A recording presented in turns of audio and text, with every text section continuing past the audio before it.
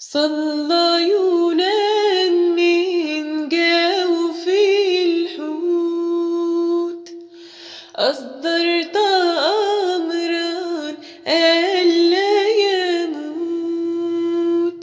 من جوف الهاوية صرخ،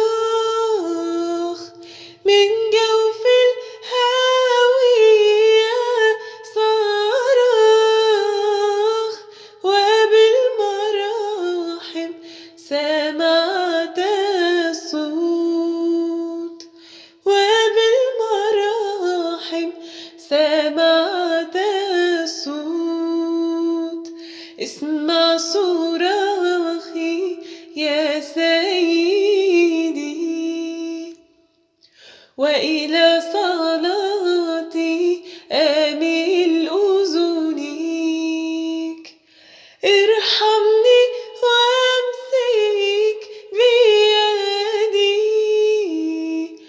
ارحمني وامسك بيدي، فأنا في حاجة شديدة إليك، فأنا في حاجة شديدة